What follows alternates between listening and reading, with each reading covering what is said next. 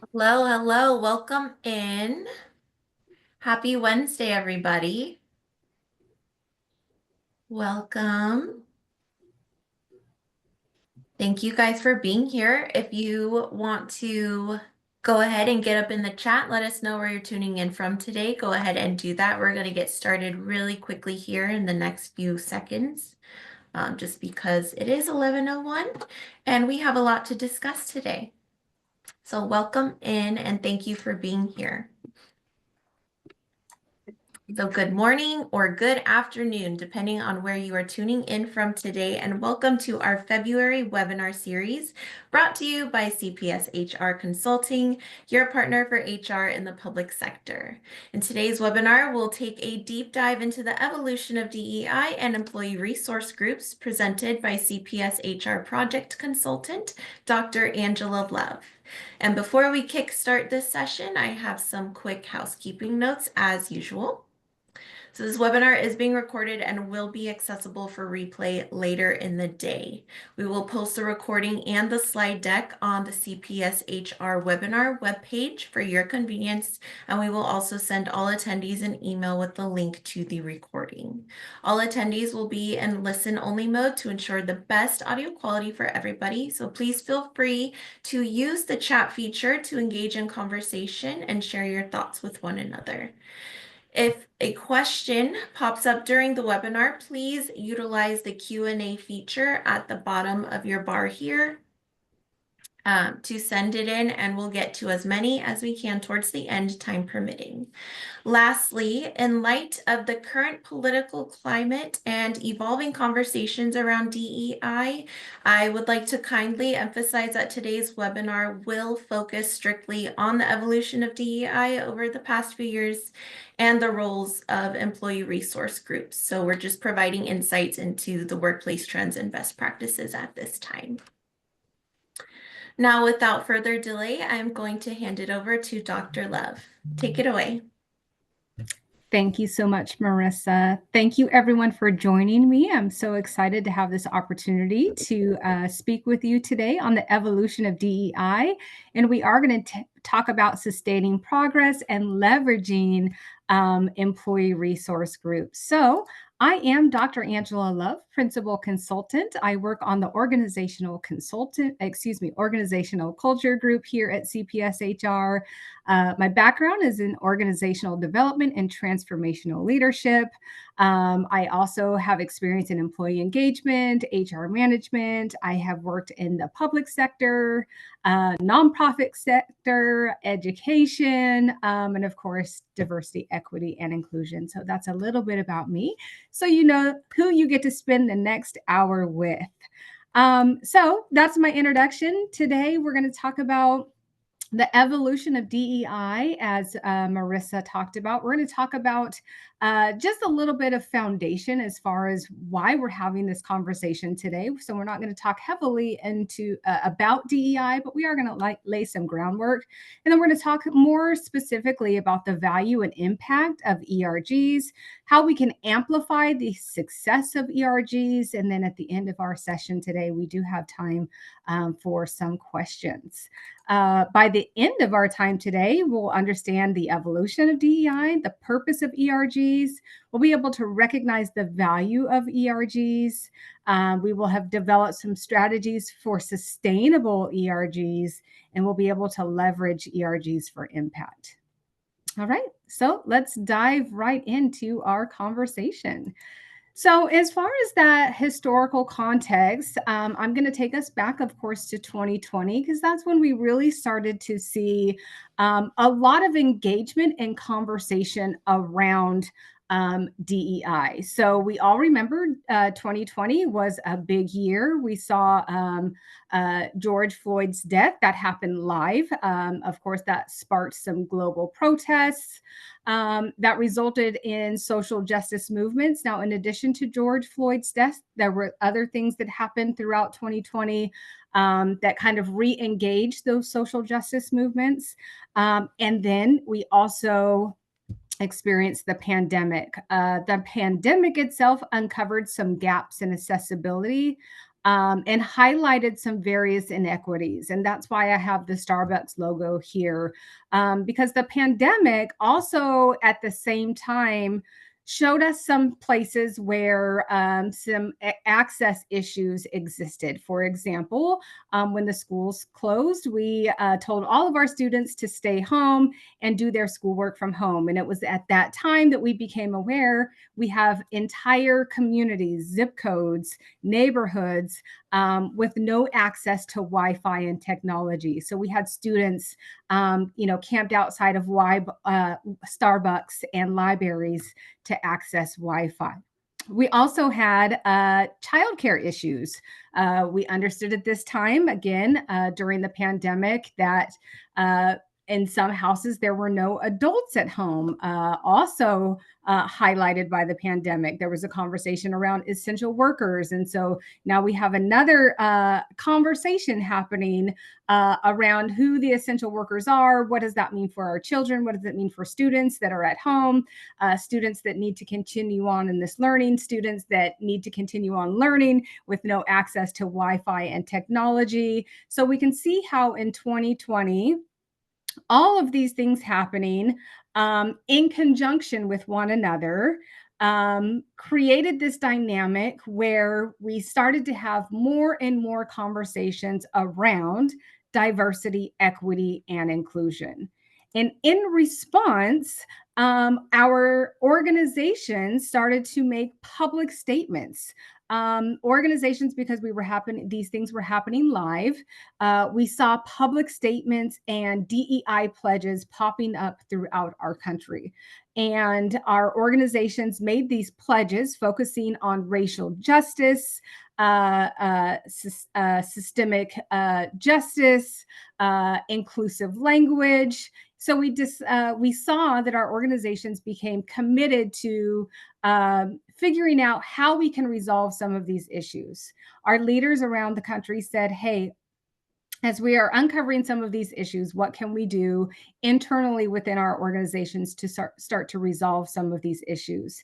And that is how the conversations around DEI were brought into the workplace. Now, of course, some of these conversations, some of these positions, the work was already happening in our organizations. Work around equity and inclusion, belonging was happening.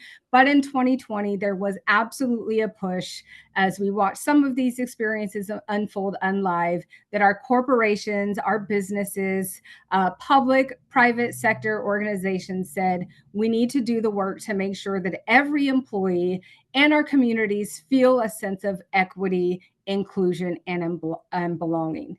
So at the same time, we started to experience a rise in employee resource groups.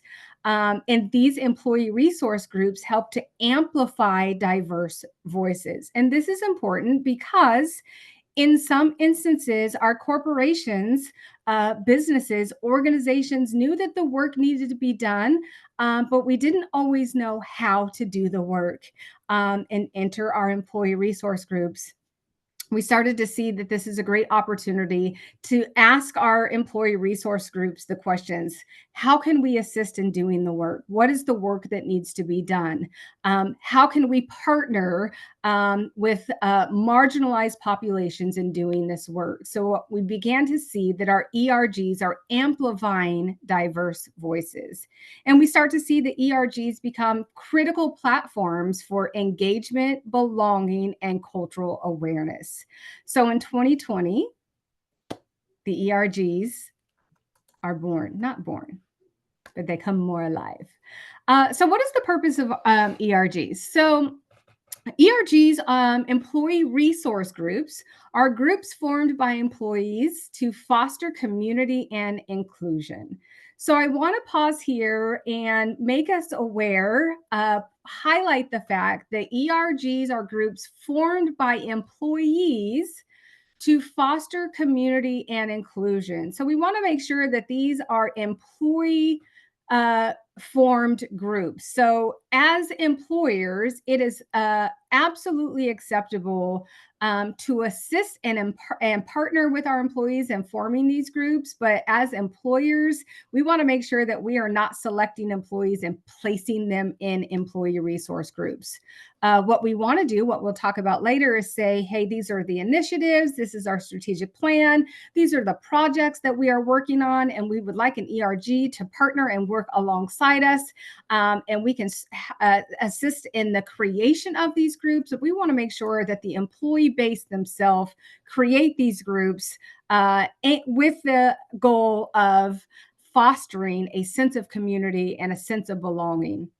The goal of diversity, equity, and inclusion, and the goal and the purpose of an employee resource group is to create community, belonging, and to increase employee engagement.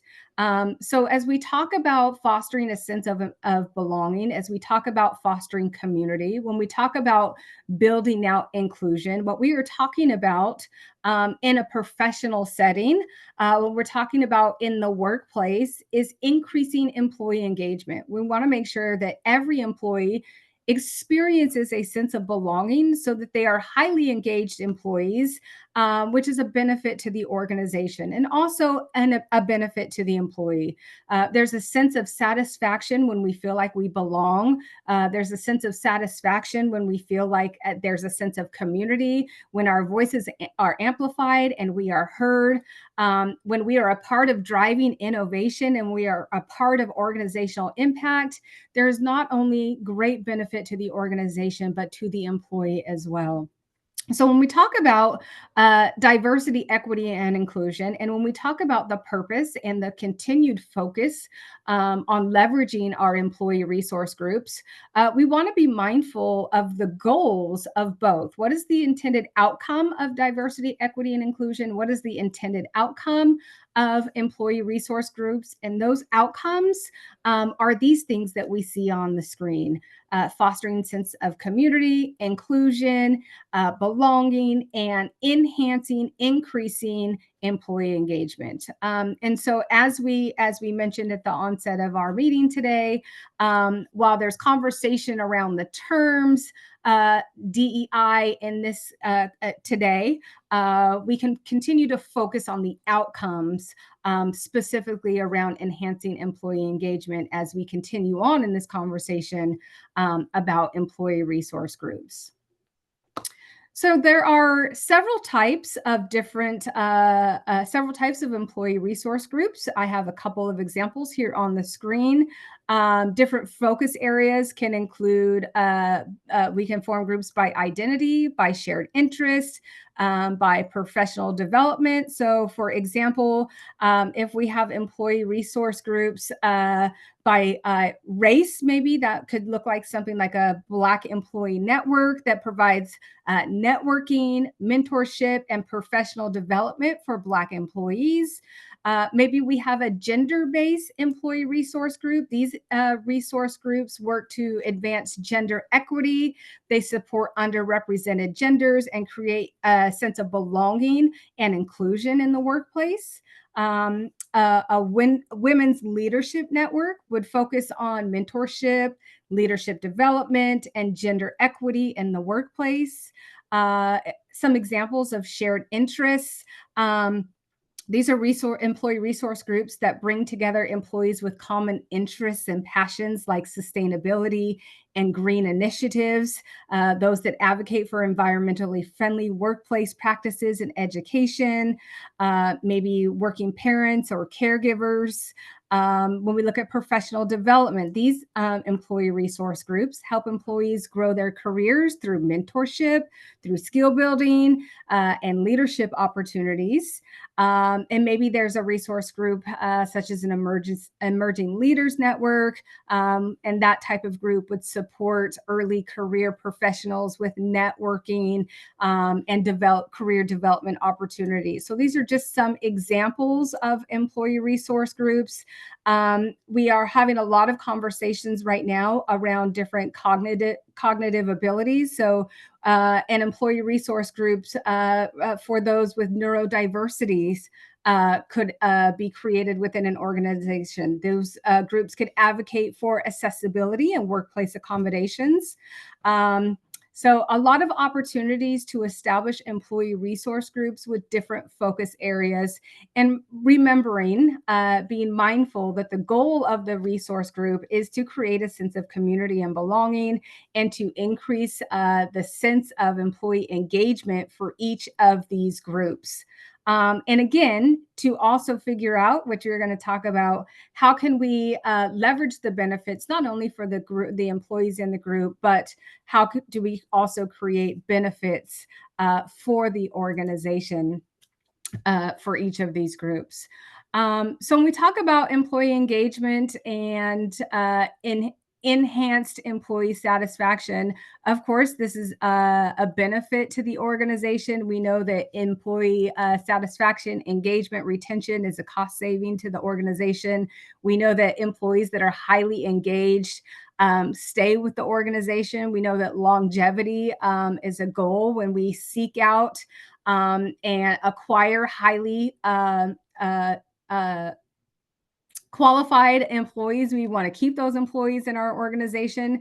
We don't want to be in a place where we're constantly seeking out talent in our organization. So when we can create a sense of belonging in our organization, when we can increase employee engagement and satisfaction, that is a benefit to the organization. We also know that employee resource groups can contribute to organizational goals such as recruitment and retention. They can help us connect with diverse professional networks, universities, and community groups to attract talent from underrepresented backgrounds. They host events, they host career fairs and mentorship programs to build strong pipelines of diverse candidates. So a lot of times our employee resource groups can tap into circles and networks that the organization otherwise can't tap into. And that's another huge benefit to an employee resource group. Companies that activate ERGs also signal to job seekers that they value inclusion and belonging, and that makes them more attractive to diverse organizations. ERG members often participate in social media conferences, campaigns, industry conferences, networking events, and they can help boost the organization's reputation, making them an employer of choice. Another benefit, again, to the organization. But typically, when you have ERGs that are willing to do this on behalf of the organization, these are highly engaged employees who feel a sense of inclusion and belonging, which is a benefit to both. So while we're speaking about the benefits to the organization, of course, there are benefits to the employee as well. So we want to be mindful of that as we continue to talk about the benefits to the organization. We're talking about the benefits to the organization as well as benefits to the employee. We also know that I want to talk about how ERGs foster a sense of belonging and community. They provide a support system where employees with shared identities and interests can connect, and they help to reduce feelings of isolation. They help create psychological safety. They create safe spaces for discussion and advocacy. They help employees feel valued and heard. And so when we have individuals that don't necessarily feel a sense of belonging, once we establish ERGs for these particular employee groups, we help build up these skills and a sense of belonging, and then we take those feelings and those experiences back into the general population of the workforce. And generally, if we feel a sense of belonging within our ERGs, we establish that sense of belonging within the rest of the organization. And that leads to employee well-being, right? We want to support employees' mental health. And so this is another benefit to the organization. If our employees feel well, they less stress, right? They are not calling out. They're not on leave. Another benefit to the employee. Of course, we want our employees healthy and well, but again, also a benefit to the organization. If we can eliminate stressors and if we can positively impact employee retention, another benefit to the organization. So I want to talk about how we, the employer, can amplify employee resource success. So on these next few slides, what can we do as the employer to really support and uplift and build really strong employee resource groups in our organizations? So what are the things that we need to do to make sure that our employee resource groups are not just clubs, not just social groups? The first thing is we need leadership, support, and sponsorship. So I strongly believe that everything starts with strong leadership. And so it's important that when we establish employee resource groups, that we assign executive sponsors to each ERG and provide that, and that person provides guidance, advocacy, and visibility. So we want to make sure that our employee resource groups are a part of the leadership team. So we need an executive sponsor that's invested, that believes in, that sees value in our employee resource groups, that goes to the meetings, that believes in the cause and the conversation and the voices of the ERGs, and that ERG leader is integrated into the group, so that the group is integrated into the business strategy discussion so that they can both be aligned. We want the employee resource group to be aligned to the business strategies so that they can help move those initiatives forward. And then we also want the leader to be aligned with the goals and the conversations that are happening in the ERG so that they can take those conversations back to the leadership team. So it's really important that we assign a solid executive sponsor that's invested, that truly supports and sees the value in the ERG in order for the ERGs to be successful. This is very important for a solid foundation for the employee resource group. We want to align our ERGs with business goals and DEI goals. So again, we want to make sure that ERGs are contributing to the organization and that they're seen as a part of the strategic plan and not just seen as a club or a meeting or something else that's happening separate from the organization. So it's important that we establish clear goals for the organization. I mentioned early on that we want to establish, we want the employees to put themselves into the ERGs, but we want to make sure that we identify the purpose and the goals for the employee resource groups. So we establish clear goals.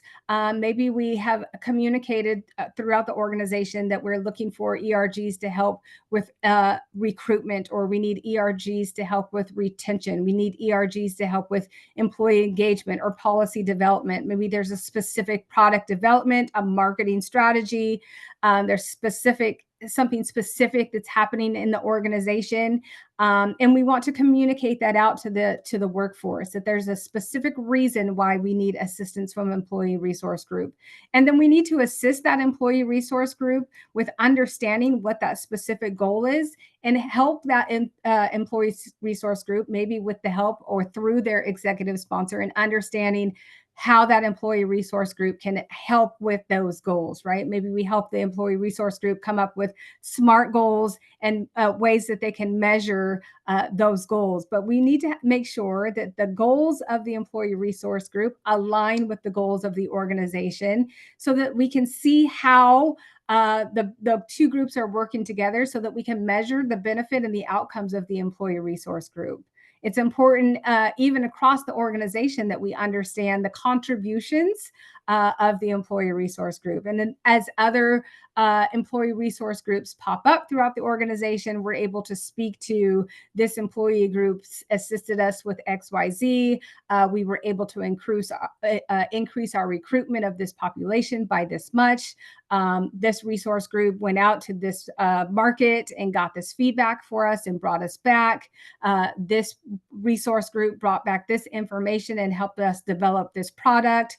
So we need to establish clear goals but that requires the organization to specifically articulate how the ERG can assist with the overall goals of the organization. So again, we need to establish an executive sponsor, and then we need to make sure that we align the ERGs with the business goals and strategies of the organization and help the ERG understand the business goals and strategies of the organization.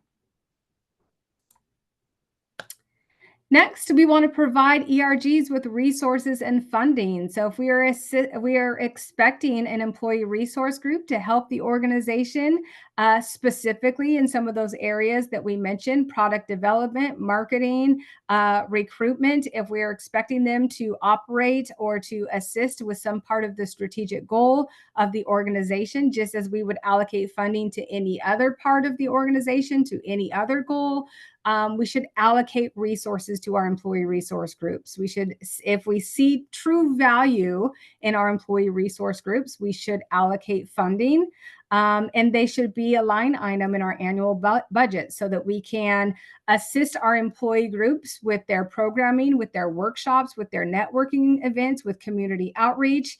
As I mentioned, we understand the reach and the opportunity that exists in our employee resource groups. So if we want them to do social media campaigns, if we want them to attend conferences, if we want them to be present in other events and community outreach and engagements that happen, if we want them to advertise, we want to make sure that the employee resource groups have budgets in order to accomplish those things.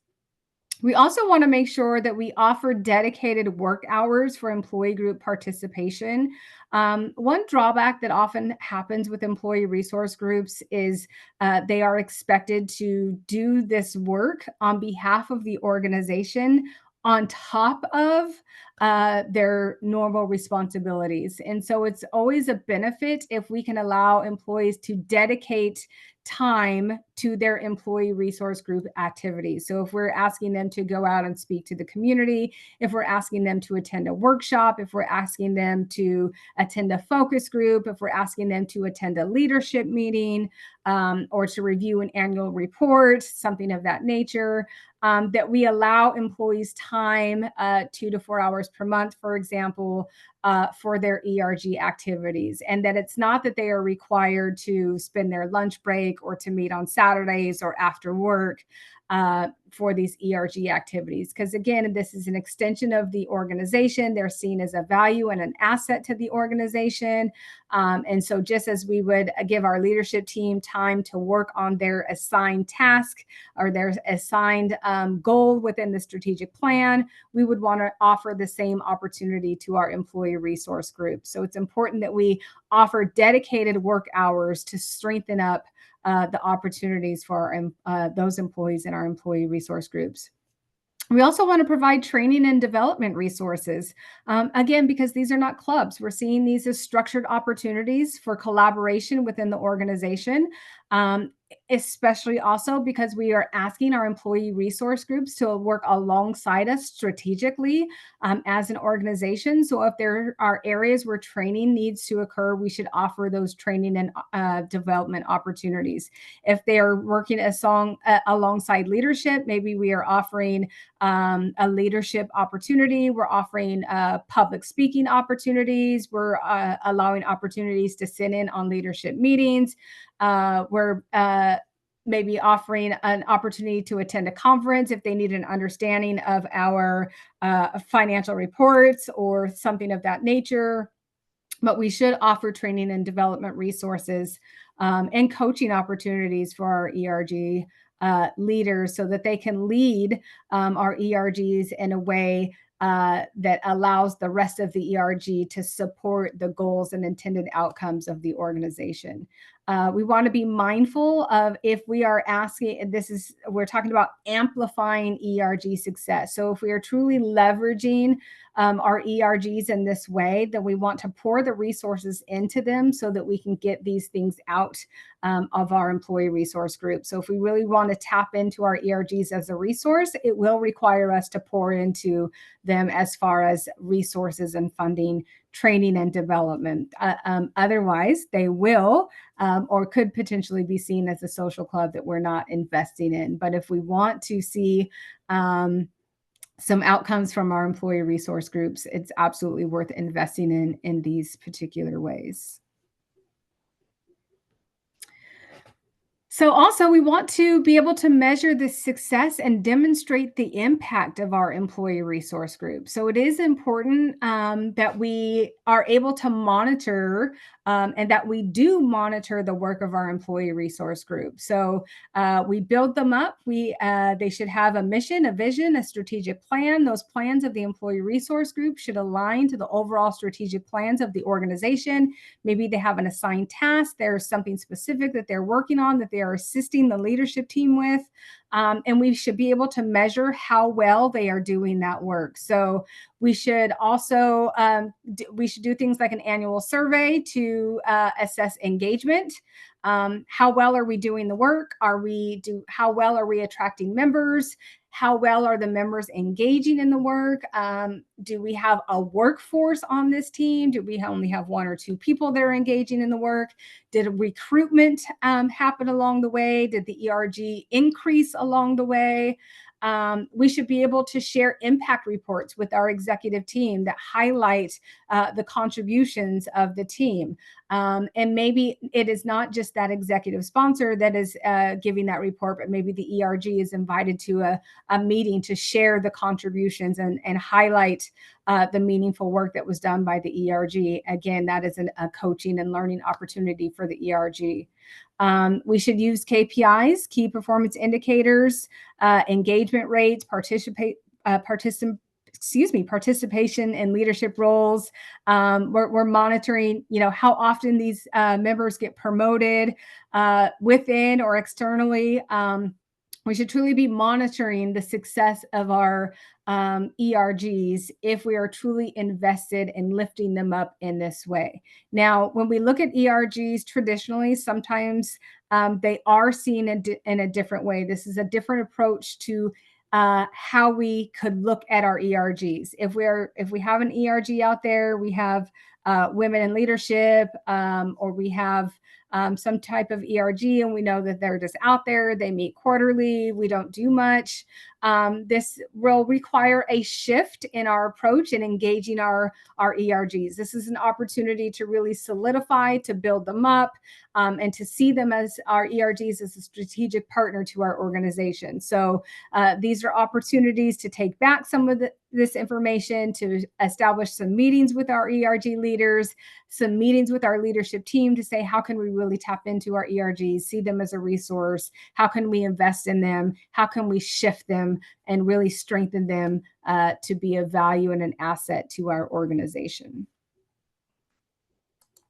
Some additional things that we can do as we look at ERGs, strengthening the ERG leadership itself and government. So this means that maybe every 1 to 2 years, we shift the leadership. Maybe we have bylaws for our ERGs. We want to make sure that we prevent burnout, that we don't allow the same 1, 2, or 3 individuals to take over to run these groups for an extended period of time. We want to make sure that we allow opportunities for others. We want to make sure that we have a clear process for enrollment or for entering or exiting the ERGs, that we have a true that we have policies, procedures that are documented somewhere for our ERGs. We want to encourage collaboration between ERGs. We want to make sure that there's an opportunity to promote intersectionality and shared learning.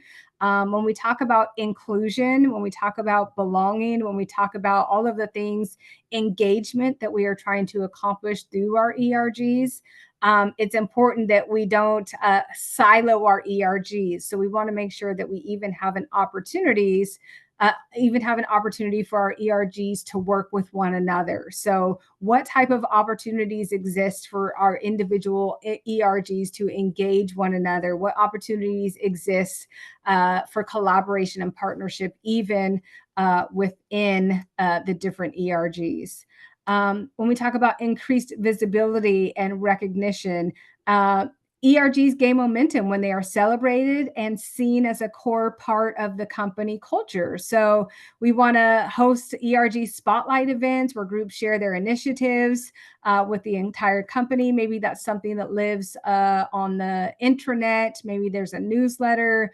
Maybe there's a video, but we want to make sure that there's an opportunity to share out and increase visibility and recognition for our ERGs. There's an opportunity to highlight the work that's being done. There's an opportunity to highlight the members and the leadership for our ERGs.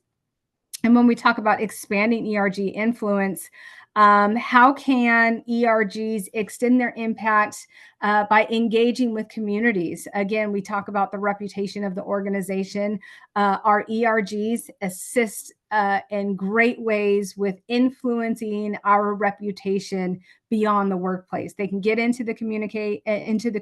They can advocate on our behalf. They can speak on our behalf. A lot of times we can't get into the spaces that our employees can get into. So what opportunities exist to create space for our ERGs to partner with the communities, to get into the schools, to get into the local banks, to volunteer, to collaborate with other nonprofit or community-based organizations, to create partnerships within the community that, again, reinforce the great work that's being done by the organization. So those are other things that we want to be mindful of as we lift up and amplify the success of our employee resource groups. So in closing, and then we have time for some Q&A, these tools, everything that we talked about and strategies, by implementing these tools and strategies, organizations can transform employee resource groups from informal groups into powerful business assets that drive inclusion, innovation, and employee engagement. And remember, that is the goal, not only of DEI, but of our employee resource groups. We want to be mindful and talk about more often the intended outcome of our initiatives more than what we call them. And the intended outcomes of our employee resource groups is to drive inclusion, to build on innovation, and to increase employee engagement. So with that, I will turn it over to Marissa so we have time for some Q&A. Thanks, Angela. So thank you, Dr. Love. We had so much information. I hope you guys found it useful. And just a few things to note before we get into questions. So as a reminder to our attendees, this webinar has been recorded and will be available for replay on the webinar homepage on our website at cpshr.us. So be sure to check it out and share with your colleagues. CPSHR's consulting suite of services and products range from organizational culture, recruitment, training, test rental, classification, and compensation, and so much more. If you're looking to transform your organization, contact us today to see how we can tailor our services to meet your unique needs. Lastly, please take a moment to complete our short survey that will appear after the webinar closes. And thank you in advance for your time and your insights. Once again, thank you so much, Dr. Love, and thank you to everyone who joined us today. Our next webinar is scheduled for March 19th on discovering top talent for your organization, and we hope to see you there.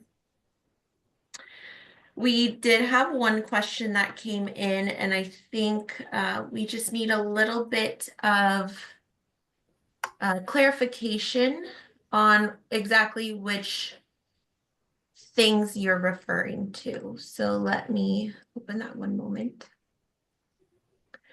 We have a question. It says, any suggestions or resources for those of us in government work where budget line items for such things don't exist? And Tanya, please chime into the chat to clarify, unless Dr. Love, you understand which piece they were referring to in the presentation. Yeah, I think when I was referring to, I said, invest in your employee resource groups, add it to the annual budget. And I understand we can't always do that. But we can use human capital. And so we can try to at least make sure we allocate time for our employee resource group. So establishing the right executive sponsor, making sure employee resource groups are a part of our leadership teams, our leadership discussions, making sure we're allowing space, an opportunity to get feedback from our employee resource groups by doing all of the other things, making sure they have enough time allocated in their work week to focus on those tasks. I mentioned giving them 2 to 4 hours a month to get that work done, making sure they have opportunity to do the work in the community, by at least giving all of those resources and opportunities in other ways we can share and show our value to the employee resource group. So I definitely understand we can't always put the dollars behind it, but we can absolutely put our human capital behind it and invest in our groups that way. Thanks, Dr. Love. Tanya, I hope that answered your question for you. Awesome. Great. See you in the chat. Okay. We have one from I apologize if I pronounce this wrong. Elisha Sanders. She asks, do you pay your ERG leads? And if so, how to make it equitable across groups? Typically ERGs are not paid. I know that in some instances there would be that sometimes there is a stipend, and I think to make it equitable across groups, whatever that stipend is. I know, for example, in a particular school district that I've worked in before, the stipend is the stipend. So if you're a part-time football coach, or if you're a teacher working after hours, or if you're the ERG lead, the stipend is the stipend. And so I think if there is a stipend for additional work, it should be the same across the board. But typically I haven't seen a lot of cases where the ERG leaders are paid. Thanks, Dr. Love. Of course. Great question.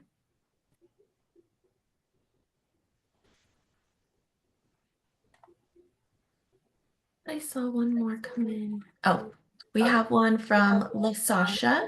She asks if there are any additional suggestions for increasing participation. Absolutely. I think some of the things that we talked about, highlighting the work that the ERGs are doing, will increase participation. A lot of times our ERGs are seen as social clubs. They don't know that we're adding value or benefit to the organization. They don't know that we're tied to the strategic plan. They don't know that we have a an executive sponsor. So I think that if we have opportunity, we need to share the work that we're doing. We need to share the outcome. We need to share the process. This is where we started. This is the process that we embarked upon. This is how we add value. And that gets others interested and engaged and invested in the process. And typically that will increase participation. But if it's just seen as maybe a club or a clique, others aren't encouraged to join. But if we're sharing outcomes, we are going to increase participation.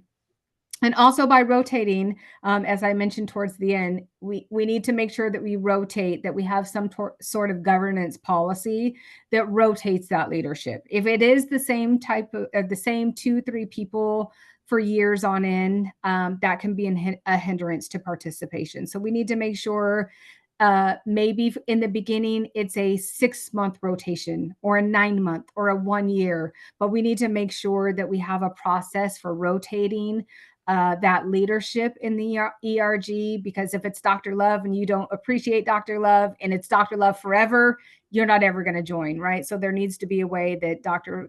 Love rotates out and somebody else comes in so that there's an opportunity for you to join. Thank you. Mm-hmm.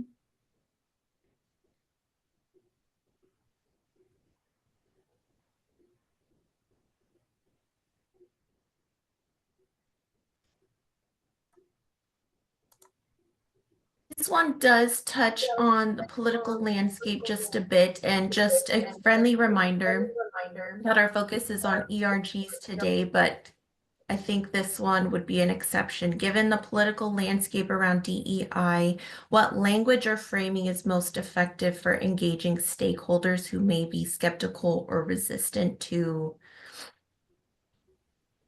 oh, that's the question, skeptical or resistant? Sure. And I saw a comment as I was wrapping up. I think it's important that we start to reframe our conversations to include our intended outcomes. People are adverse to the three words DEI. People are not opposed to the outcome. So we need to start having conversations about what we are trying to accomplish. So when people are skeptical, typically those same people are not skeptical about creating a sense of community, creating a sense of inclusion, creating belonging, creating connections, opportunity to engage, employee engagement, safety. All of those things are typically not off-putting. And so whatever you were trying to accomplish with your work, start speaking about those things. As we mentioned with the ERGs, it's about building connection. It's about uplifting voices. It's about making sure everybody has an opportunity to contribute. It's about reaching out into the community and engaging others. We need to start describing our work instead of just giving the title of 3 letters. And I think that typically tends to shift some of those conversations. We have some clients that we work with at CPSHR that have rebranded and renamed their work, and we don't even use the letters at all. We just talk about the outcomes, and I think that tends to be successful. Thank you. We have a question from Shannon here. She currently is co-leading an ERG at her organization, and one of the largest barriers is funding. And she would like to gain your thoughts on membership fees or member dues. They've had conversations on sponsors, fundraising, etc., but it's a slow process as we are learning as we are doing. So I'm sorry, I was reading some of the comments coming up. So the question is, should we do membership fees or dues? Or what are your thoughts on those?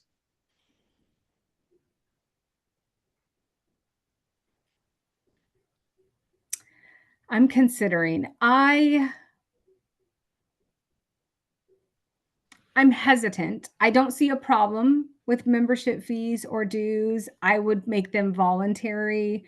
I do think it's incumbent upon the organization to invest in ERGs. I think if it's outside of the organization, that might be more appropriate. But I strongly feel that if we are really leveraging our if we are really tapping into the ERGs in this way, then we as the organization should invest in our ERGs, right? We should find the resources to pour into our ERGs.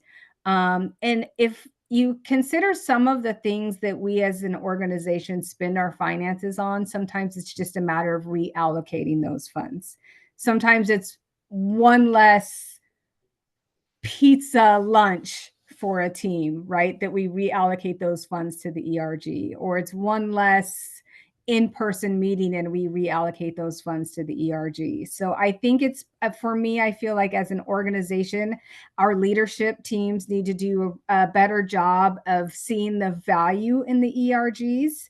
If we are asking a team, any other team in the organization, we really need your expertise and experience and your focus to be on this part of our strategic plan, we wouldn't ask them to come up with the resources on their own. So if we're going to ask an ERG to focus your attention and your experience and your expertise on this portion of our strategic plan, we shouldn't ask them to come up with the resources on their own. Right? So if we see the value of the ERG, we should invest in the ERG. So if it's a voluntary thing and we want to come up with some funds because we want to go to a conference or a meeting or a dinner, maybe. But I think as an organization, as leaders who see value in ERGs, we should be willing to invest where we see value. Thank you, Dr. Love. Of course.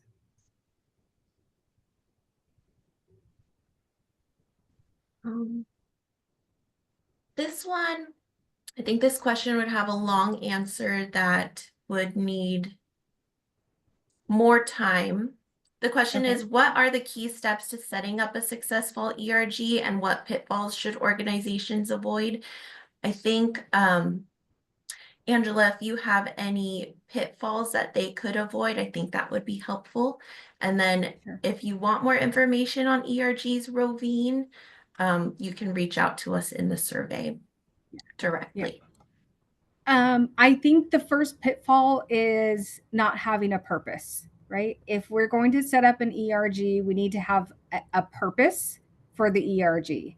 Um, if there's no goal, if there's no purpose, if there's no connection between the organizational mission and vision, that we're already kind of on a shaky foundation. So we need to make sure before we even consider raising up an ERG that we have an intended purpose, goals, outcomes, how are we going to measure it, what are we trying to accomplish. All of that needs to be in place before we even consider establishing an ERG. Now, that's not to say that the ERG can't come together and then solidify some of those things, right? But there needs to be a purpose in place before we even consider establishing the ERG. Then the ERG comes in and says, okay, we're here. The organization wants us to accomplish this, this, and this. This is our mission. This is our vision. This is how we go about doing the work. This is our strategic plan. This is our governance plan. This is how long we get to hold the seats. This is our policy. This is our process. So the team itself can solidify, but the organization needs to establish a purpose first. We would like a group to partner with us, to come alongside us, to work with us to XYZ. If there's no purpose, we should work on that first.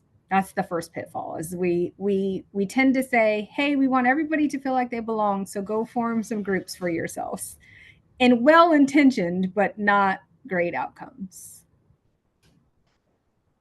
Thank you, Dr. Love. Mm-hmm.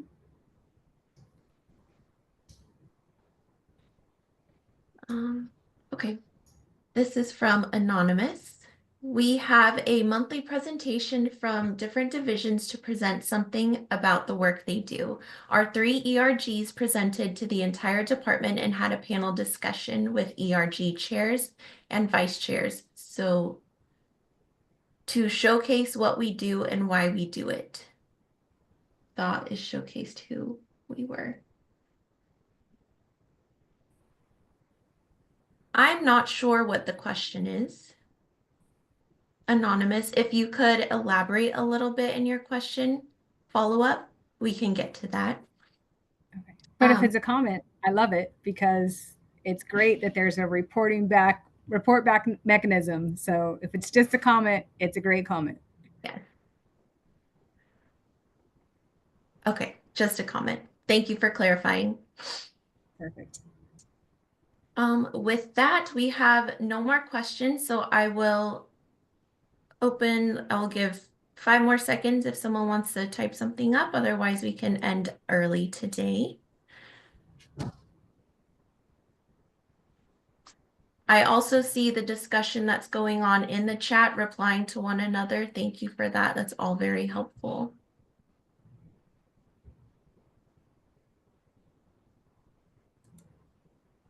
Okay, and with that, no more questions are coming in. So thank you again, Dr. Love, and thank you everybody for being here. I will post the link to recording and registration for next month's webinar. But everyone have a great rest of your Wednesday, and I will see you next month. Thank you so much. Thank you, everyone.